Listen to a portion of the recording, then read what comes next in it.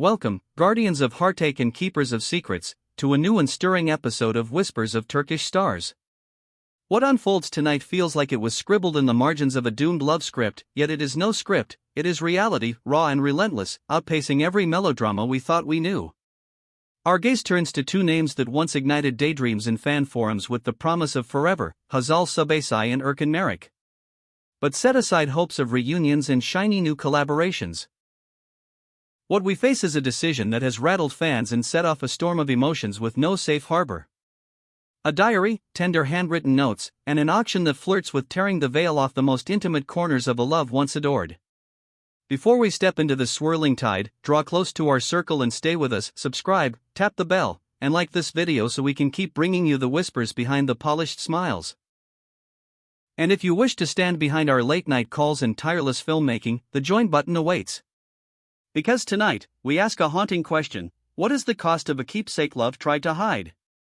It began a few days ago, when a prestigious auction house published a notice that jolted the industry into disbelief. It wasn't a crown jewel glittering from the neck of stardom, nor a couture gown worn under 1,000 flashbulbs, nor a vintage car purring with history. The item was gentler, fragile as a pressed flower, and impossibly precious, a leather-bound diary belonging to the luminous actress, Hazal. Not an ordinary notebook collecting dust, but a vessel of confession. According to detailed descriptions, those sun-faded pages are filled with letters, poems, reflections and reveries that Hzal penned only for one person, Erkan, in the blazing height of their romance, an era their admirers remember with sighs and soft smiles. The announcement raced across timelines like a spark in dry summer wind. Who could imagine Hzal letting go of something so private, so hallowed? We're speaking of paper that once cradled two synchronized heartbeats, a traceable record of promises shared when the night held still. The question, lodged in everyone's throat, refuses to loosen: why? What force pushes a person to send shards of their soul to the highest bidder? Insiders close to Hzal suggest this radical step is not about money, but about cleansing, a ritual of release, a final thread snipped from a tapestry she no longer wishes to hang in her home. And then came her own brief confirmation, offered to a cluster of microphones as she stepped out of a restaurant in Istanbul. Calm, composed, yet with that unmistakable finality burning in her gaze, Hzal said, "For a long time, those pages were where I went to breathe. I poured in the feelings I couldn't say aloud. But I don't want to carry that weight anymore. It belongs to a chapter that's closed, and I want that energy to move on." Her words were both brave and searing, and they reverberated louder than a shout. Many say Hzal is chasing catharsis, reshaping ache into something gentler. Whispers claim the proceeds will support a charitable cause. That detail adds grace to her choice, yet does little to dull the sting. In a recent sit-down, her comment left audiences stunned and pensive. Sometimes the only way to heal is to loosen your grip on what you love most. That notebook isn't mine to hold forever, it belongs to the flow of life. The sentiment stirs reflection about how love glows fiercely, then fades, and how letting go can be the only path forward. Across the chessboard, however, the picture looks entirely different. Our exclusive sources say Urkin discovered the auction the same way you or I might. On a screen, as part of the noise of the day. Imagine the surge of cold shock when you realize that the words once whispered to you in the hush of private rooms may soon be read by strangers. Disbelief gave way to urgency. He reached out, we're told, messages, calls, a cascade of unanswered pleas. Silence, the kind that slices deeper than the sharpest sentence. On set, a close friend confided that Erkan seemed hollowed out, working on autopilot as if the air around him had thinned.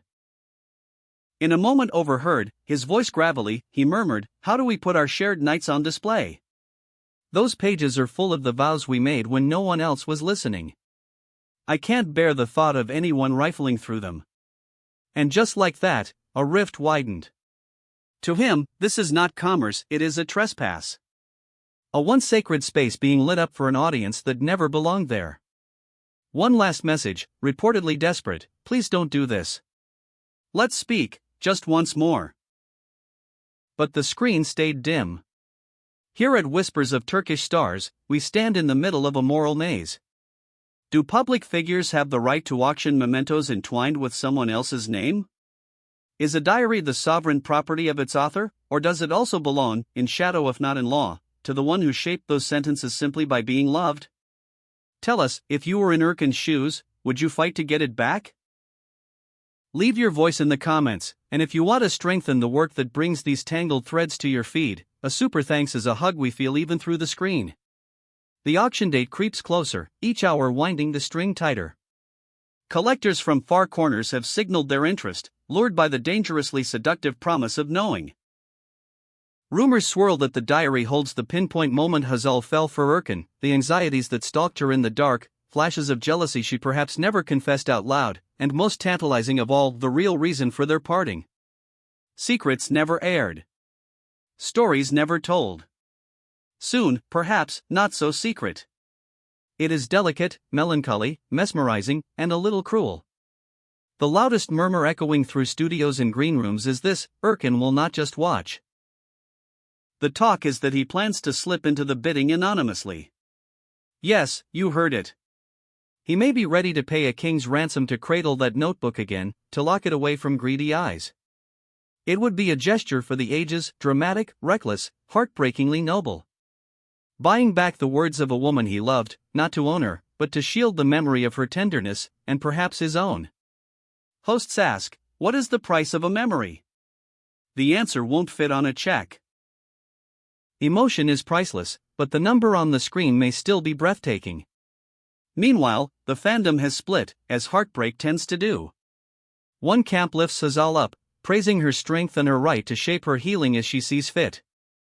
Another camp is aghast, insisting that such memories are to be burned quietly or tucked away for eternity, not paraded for cash, even if that cash is destined for good. For those who never stop dreaming of a reconciliation, this feels like the final thread snapping.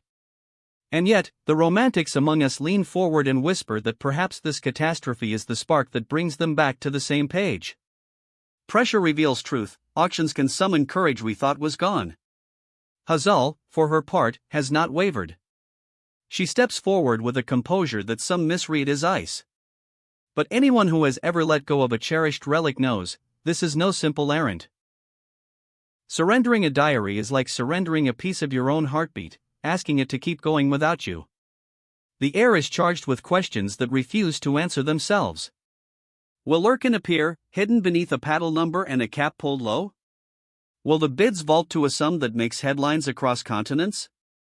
And if those pages ever see the light, what portraits will they paint of innocence, of fear, of bliss, of regret? Celebrity life is a maze of glitter and ache. This saga reminds us that beyond curated posts and shining premieres, even stars wake up with puffy eyes and dreams that hurt. A leather spine and a scatter of paper are suddenly the battlefield where two gentle histories collide. Next weekend, the doors of the auction house will open, and the hush will be loud with anticipation.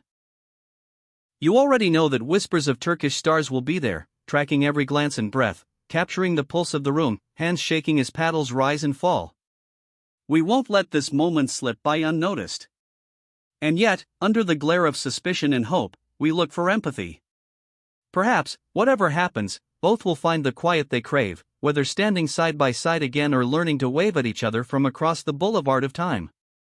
That diary will remain what it has always been.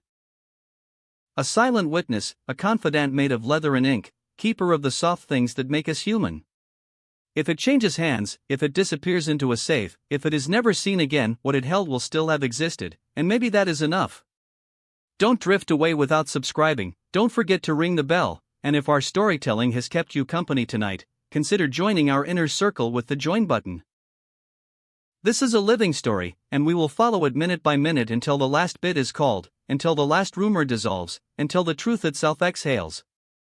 Thank you for trusting us with your attention and your heart. Until next time, and whispers of Turkish stars. But the night has a way of sharpening questions we try to soften. Did Hzal write those pages as a sanctuary she always planned to close, or is this decision a courage she only just found? Some who know her suggest a long internal struggle, with entries that became too heavy to carry from home to set and back again. They say she held the book and felt the weight of everything she wanted to unlearn. For them, this is not abandonment, it is metamorphosis. A way of sending the past out into the world, not as a scar, but as proof that love once burned brightly enough to need a container. As for Urkin, we are told that he has stared at his phone as if the right words could leap from it and find her across the city. There is talk that he drafted one message after another, only to erase each one because nothing felt worthy of the memories he was trying to defend. His friends worry about the day of the sale, fear the sting of seeing a stranger raise a paddle that could carry away the voice that once said his name like a lullaby.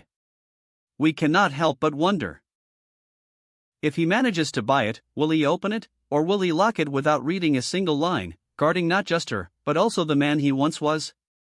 Meanwhile, that auction house, cold marble and spotless glass, has become a theater for a pressing debate. Is it art? Is it artifact? Is it an intrusion?